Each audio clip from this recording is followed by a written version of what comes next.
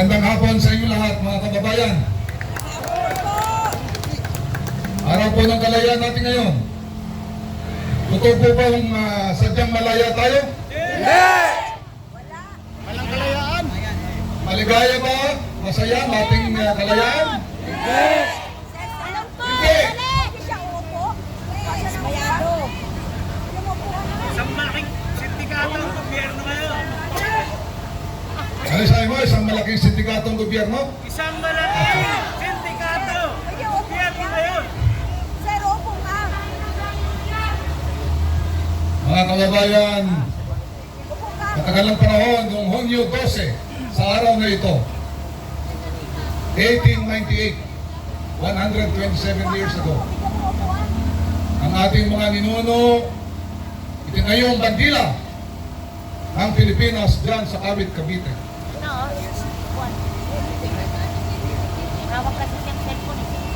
Yun ang nagpapahiwatig, nagpapatunay ng mga Pilipino ay kayang tumayo, manindigan at lumaban. Pinakita nila na tayo ay may kalayaan. Pero ang masakit na katotohanan, 127 years ago, tayo ay, totoo yung sinabi nyo, hindi tayong tunay na malaya. Napalis natin ang mga dayuhan. Dinalis natin ang mga Hapon, mga Amerikano, mga Kastila. Pero merong naiwang mga taong nandito sa ating bayan. Hindi sila dumating dito sa atin sakay ng mga barkong pandigma. Hindi sila nagsasalita ng wikang banyaga. Sila ay mga kapwa nating Pilipino. Nagsasalita ng Pilipino. Sila ang mga tawag dito, nangungupkob sa atin, nagpapahirap sa atin. Okay? Ang mga taong ito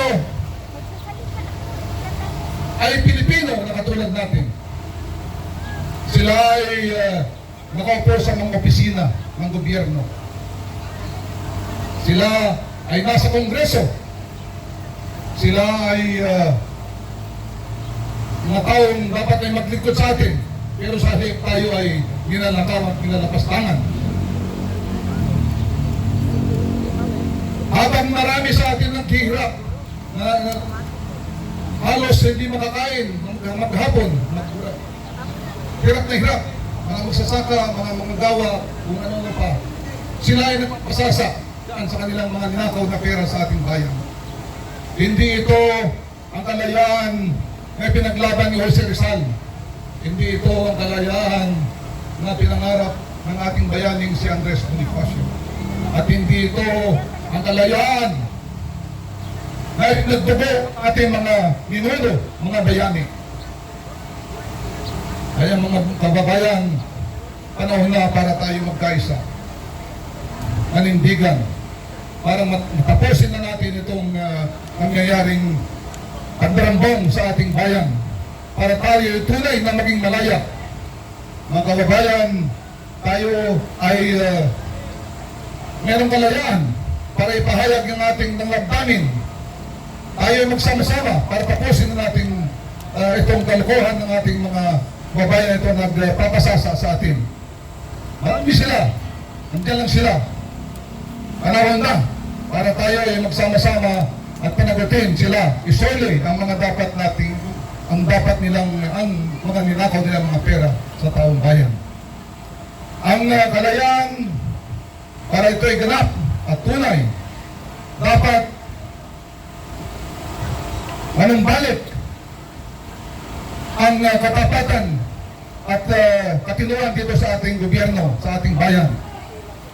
Hindi po tuloy tayong tunay na malaya dahil sa mga taong ito nanamantala palagi sa atin. Kaya tayo magtulong-tulong mga kababayan para sa ikabubuti ng ating bayan. Kapag sama-sama tayo, walang makakapigil sa atin, walang kapangyarihan makakapigil sa atin. At sa huli, may sasabi natin sa mga susunod na henerasyon sa atin, kung tatanong tayo anong ginawa natin, sasabihin natin, tayo ay nanandigan, tayo ay lumaban sa kabuktukan na nangyayari sa ating bayan.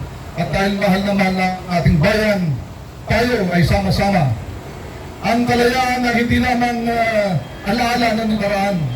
Ito ay ipinaglalaban sa kasalukuyan at pinapangarap sa kinabukasan sa hinaharap. Mga kababayan, kung ako minsan ay bilang retiradong sundalo, napakasakit para sa akin. Kung mag-isa naman ako, inaalala ko yung ating nangyayari sa ating bayan. Hindi itong bayan na pinangarap ko, hindi yung bayan na inaasahan ng mga mamamayan. Napakasakit sa damdamin. Yung aking puso ay dumurugo sa nangyayari sa atin.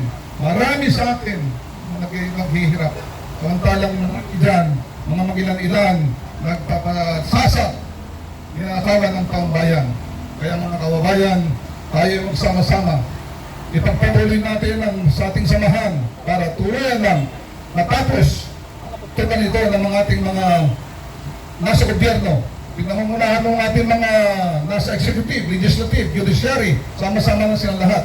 Kaya mga kababayan, ipagpatuloy natin para maganap natin ang tunay na kalayaan.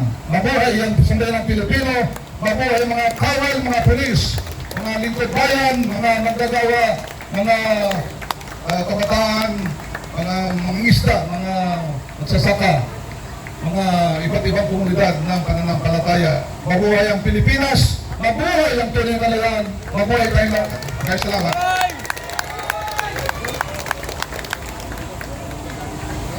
Maraming salamat po, Tito Jen, Bumili Pogis. Siyempre, nais ko po munang batiin ang aking kaibigan na nagmula pa sa Cebu, ang aming Jam Magno noon at walang kupas, walang iba kundi si Amor Patrio.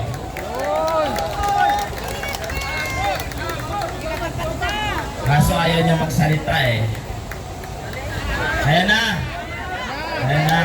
Baba na.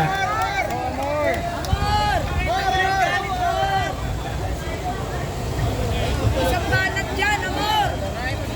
Hello, magandang hapon everyone. So, lobat si Amor. Alam niyo kung bakit? Kasi, wala naman talaga kung balak pumunta dito para mag-speech or whatever. Ibang pinunta ko dito eh.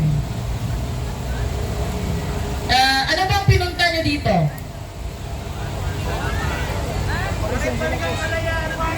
Ano ang pinunta niyo dito? Pumunta ba kayo dito para manood ng speech? Lang. Hindi ako mag-speech. Pero ito lang ha. On a very serious note. Marami kasi ang sa atin napapagod, nawawala ng pag-asa. Rally na naman. Wala namang mangyayari. Kukunti lang naman tayo. Wala namang makarating. Ito lang. Alright? Just a word of encouragement. Hindi madali ang laban na hinaharap natin. So it would be very stupid para sa atin na isipin na mapapanalo natin to agad-agad. Alright? Walang manghihina ng loob. Dahil walang madali sa buhay. Kailangan mong mag-push back, lumaban, show up even when you don't feel like showing up. Okay? Walang mahina ng loob. Walang susuko. Dahil kung ang putang inang gobyerno ay napaka-persistent na magnakaw, kung ang motivation nila ay pera-pera lang pero hindi sila tumitigil, dapat ang mga mamayang Filipino mas persistent. You know why?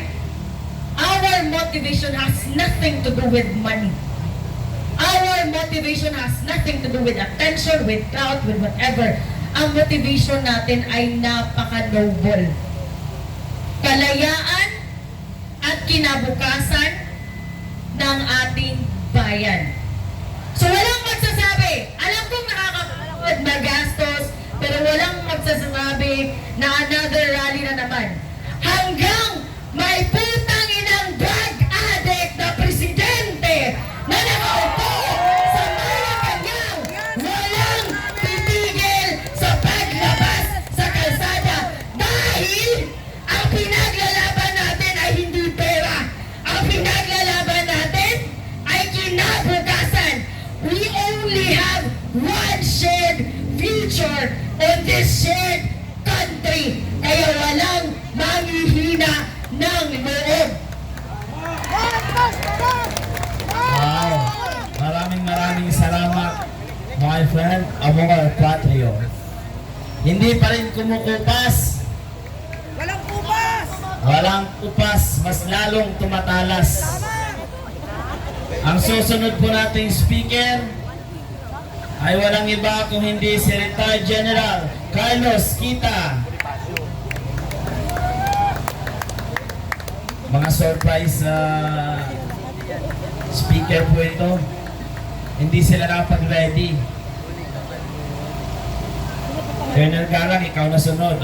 Sinabi ko na sa iyo. Si Amor. Okay. Nakasigaw natin sa... Wala ba tayong mga kamay? Yung nakasigaw natin sa liwasan. Una, gusto kong batiin lahat ng mga patriotic Filipinos na nandito ng 127th Independence Day. Mabuhay ang Pilipino! Mabuhay! Mabuhay ang kalayaan! Mabuhay ang Pilipinas! Napakaganda na mensahe ni Amor. No? Matagal ding hindi nawala si Amor sa mga rally. No? But naging aktibo siya sa kanyang mga vlogs. Tama yung sinabi niya, dapat patuloy ang ating passion. No? Hindi dapat tayo nananamlay, nawawalan ng loob dahil talagang walang madali sa ginagawa natin. Mahirap to. Parang parang digmaan. No? Ako, matagal ako sa service. Tipo, at mayroon pa akong 9 years na public service. Pero patuloy pa rin kahit nag-retire na, dito pa rin. At pinaglalaban ba natin? Marami na nagsabi.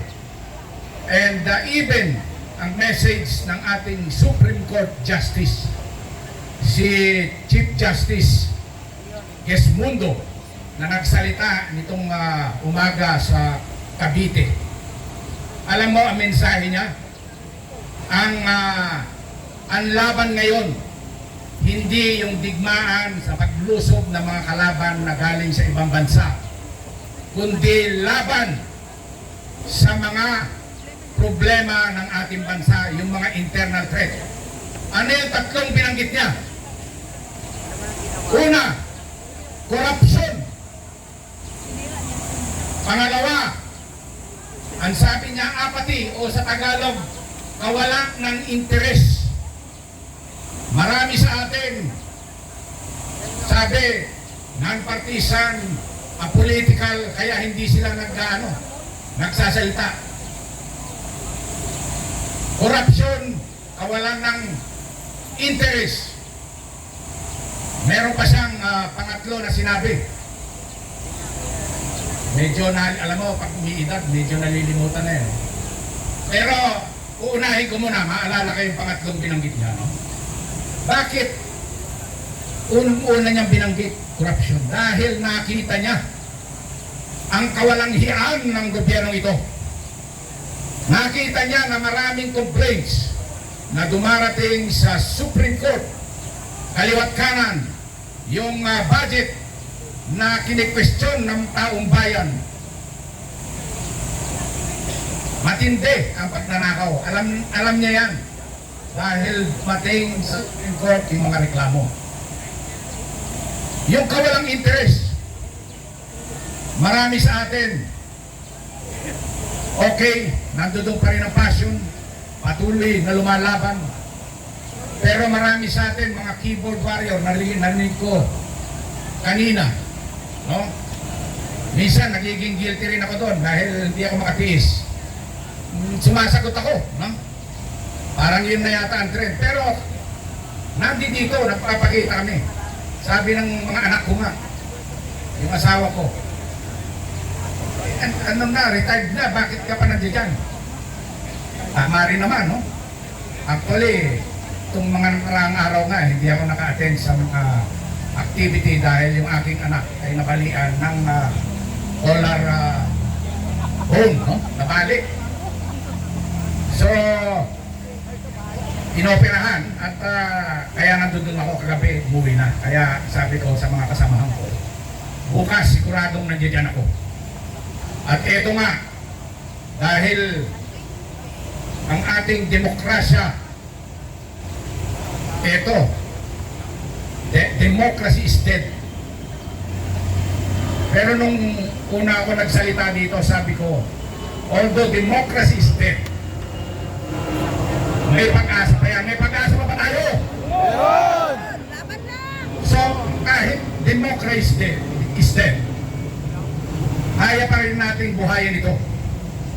And gaya ng mga sinasabi ng ating mga nakaraang speaker, dapat patuloy natin itong gampanan. Kahit na dinidemolish nila yung mga nagsasabi ng katotohanan, dapat hindi mawalan ng loob ang ating mga witnesses, yung ating Brave 18 na magkakaroon pa ng additional Brave 14 at additional na Brave 7. Pero tinawag ni Tulpo, Kargador daw. ni Mang Kanor, sabi nung sa kabila, no? Na basurero daw at kargadores.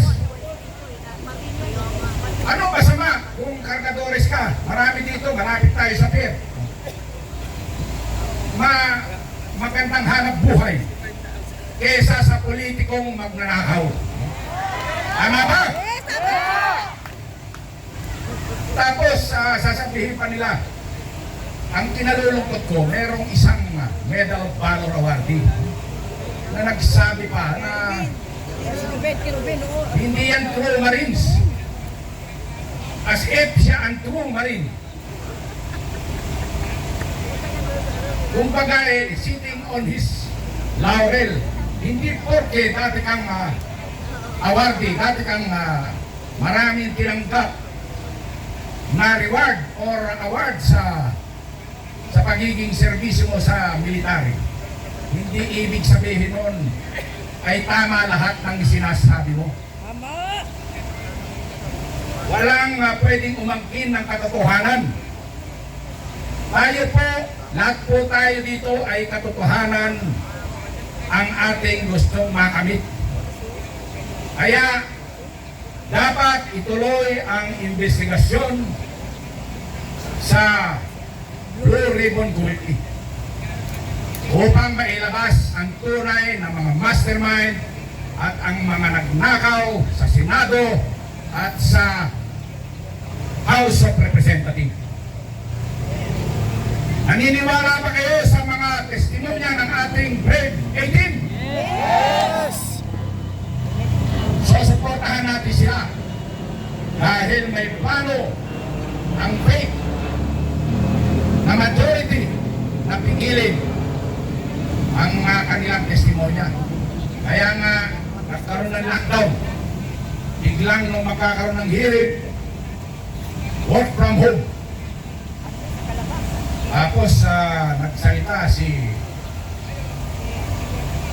Senator Gatchalian, magkakaroon daw ng impeachment hearing sila, no? Sa 18, ewan ko kung matutuloy yun. Itong fake majority.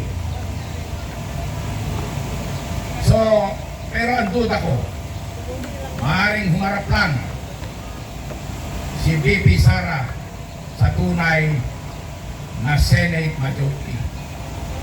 Sa tunay na Senate. Hindi, kung ako, hindi ako harap sa fake na hearing.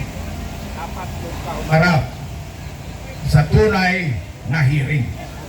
Anyway, ito nga 127 Independence Day natin, ipatuloy natin ang laban. Ang tunay na independence ay yung may hustisya. Kailangan kamtin natin ang hustisya at sundin natin yung mga katagang binanggit ng ating Supreme Court Justice. Labanan ng korupsyon. Lalabanan ba natin ang korupsyon? Tayo ba'y dapat magkaroon ng interes? Mabuhay ang Pilipino! Mabuhay ang Pilipinas! Mabuhay ang ating kalayaan! Maraming salamat. Maraming salamat po, Retired General Carlos Kita. Tulad niya ng sinabi ko, ang susunod nating magsasalita ay walang iba kung hindi si Retired Colonel Jonathan Galang.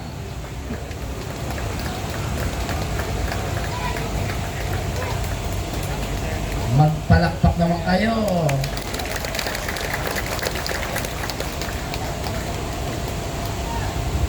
Magandang hapon po sa ating lahat na nandito ngayon. Magandang hapon kay Konsyal Rani at sa lahat po ng mga taga Quezon City, yung mga naka-orange. Alam niyo po, bago ko po simulan yung aking maikling talumpati sa inyo, magpapasalamat po ako na nandito kayo. Kahit po ilan tayo dito ngayon, ito po ay patunay na mayroong naninindigan at mayroong pang naninindigan. Kaya palakpakan po muna natin yung ating mga sarili. Saludo po kami, in behalf ng United People's Initiative. Saludo po kami sa inyong lahat na nandito ngayon. Dahil binibigay niyo po yung inyong sakripisyo, oras, panahon para sa isang noble na hangarin.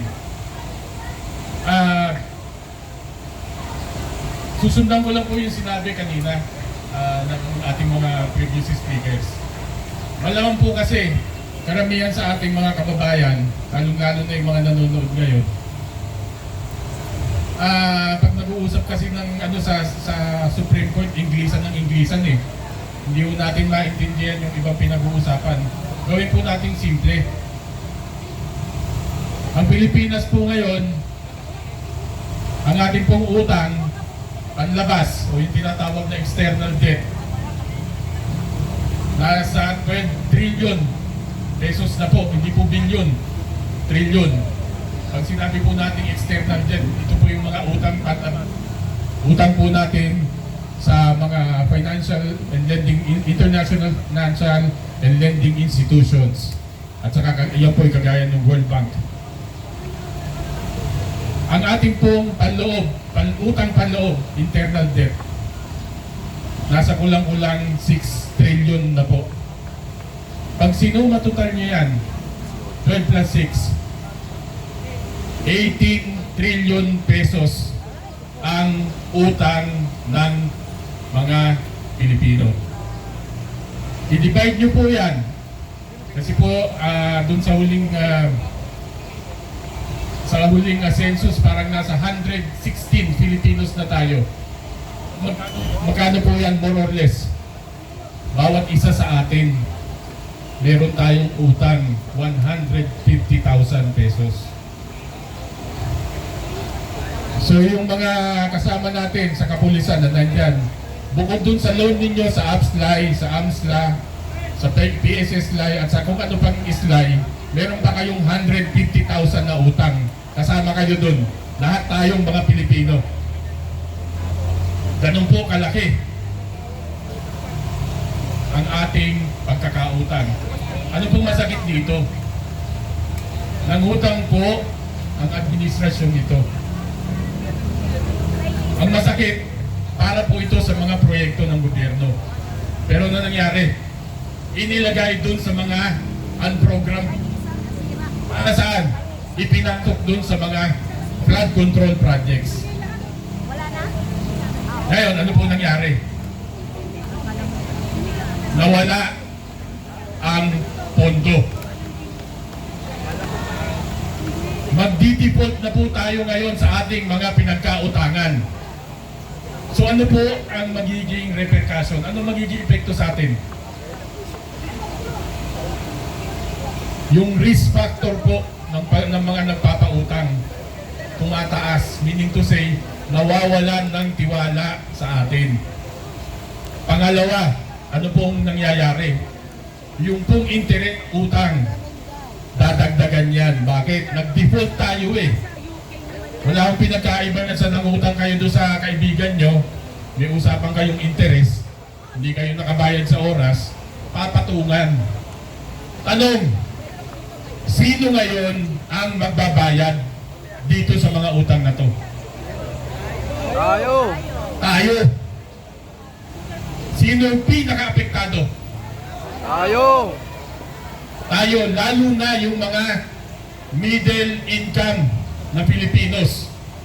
Itong mga pulis natin, itong mga sundalo natin, hagip na hagip kayo doon sa interest na yun. Bakit? Automatic pagsahod nyo, withholding tax, kaltas na. Kaya kayo yung unang ninakawan. Pakilagay nyo yan sa mga isip nyo, pag-isipan nyo maigi. Automatic ang withholding tax sa inyo. Kaya kayo ang unang ninakawan ng mga gahamang politiko na to.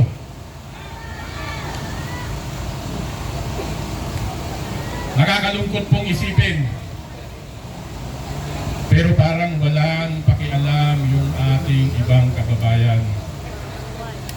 Di nyo po ba alam na ito pong interest na ito, kapag ka ito lumaki ng lumaki, meron po itong epekto sa ano po? Sa presyo ng mga bilihin, sa ating sahod, sa cost ng matrikula ng ating mga anak. Maaring sa ngayon, hindi nyo pa nararamdaman yan. Pero susunod na taon, pangalawa, pangatlo, tingnan nyo po, baka ito lang opening ng klase ngayon, magkano na in-increase ng tuition sa mga bata. Nagsara na naman yung Strait of Hormuz na ginagawa palaging rason ng mga kartel ng langis. Meron pa po ba tayong pera na gagamitin?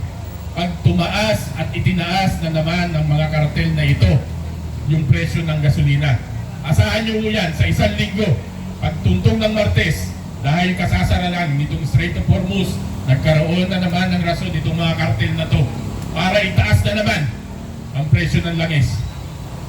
Kakayanin pa ba natin? Yung mga nanonood ngayon, okay pa ba sa inyo? Kung tayo, mga nandito, kaya nating tiisin. Pero ako, personally, yung kinabukasan ng mga anak natin at yung mga apo natin, lalong-lalo na yung mga apo natin, ganyang edad nila, may utang na sila. At habang lumalaki sila, binabayaran at pagbabayaran nila yung utang na hindi naman nila inutang, kundi ninakaw nitong mga ganid na mga politiko na ito. Magising na po tayo. Hindi na po biro ito. Ngayon po, ramdam na natin. Alam ko, bawat isa sa atin, isa nga ito siguro doon sa faktor. Kaya yung ibang kasama natin na gusto pumunta rito, hindi makarating. Bakit? Uunahin yung sikmura. Karamihan sa atin, yun yung sinasabi, isang kahig, isang tuka. Pag hindi nagtrabaho na isang araw, gutom. Paano pa? Pag nadagdagan pa ng nadagdagan ito. Anong masakit at pinakamasakit sa lahat? Parang wala nga silang mga pakialam itong mga nakaupo na ito. Sige pa rin. Pinagtatakpan yung mga pagnanakaw. Kayo mga nandyan ngayon, sino ba binabantayan natin? Binabantayan nyo ba kami? O binabantayan nyo yung mga nagnanakaw dyan?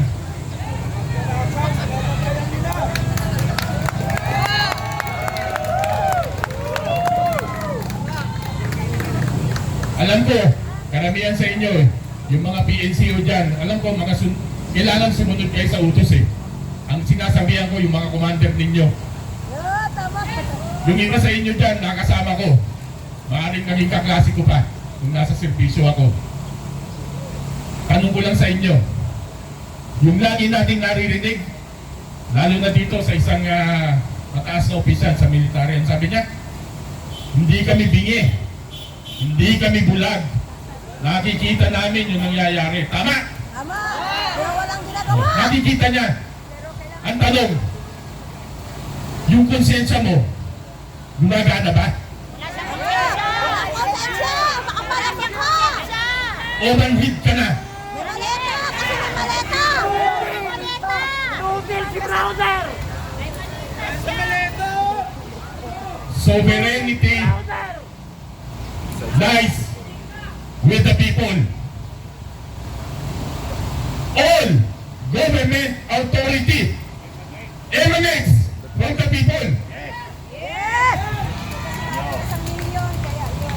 Tao ang pinanggagalingan ng kapangyarihan ng gobyerno. Tandaan po natin yan. Hindi po sa ilang tao lang. Panahon na po para magising tayo. Hindi po pwede na nakaupo tayo at nagtatype lang tayo.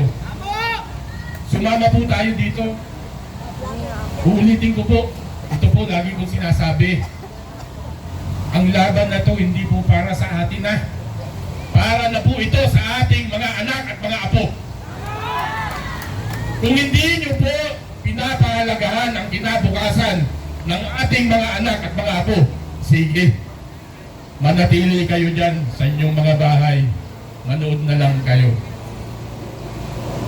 Nababasa ko pa, sabi pa nung mga troll, ayan na naman, yung mga retired, yung mga walang trabaho, yung mga jobless. Okay lang, maging jobless.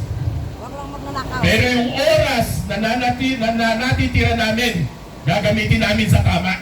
Yes! Tama! Laban yan, laban. Muli po, ang panawagan ko po dun sa mga ating mga kasamahan, mga ating kababayan, wala po sa loob ng 4 na sulok ng bahay ninyo. Nandito po ang laban sa kalsada. Tama! Para po sa ating lahat ito at sa ating mga anak.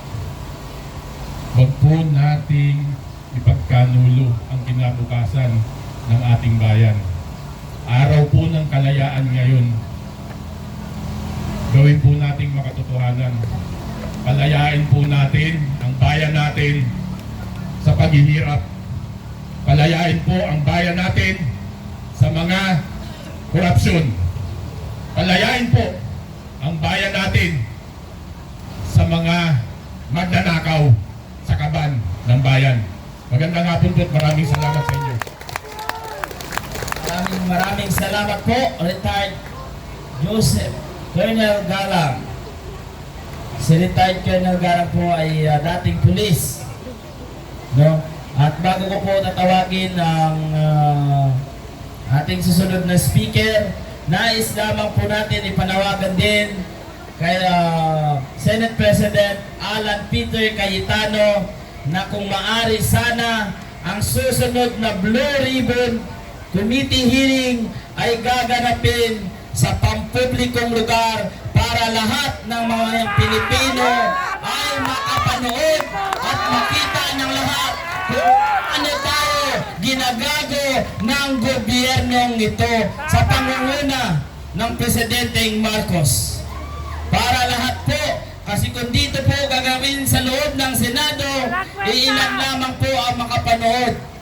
Pero kung gaganapin po sa malaking lugar, ay halos lahat ng Pilipino ay maaaring umaten at lahat tayo ay makikita natin mismo ang kanilang ginagawang kagaguhan sa taong bayan. Huwag itago yung hearing!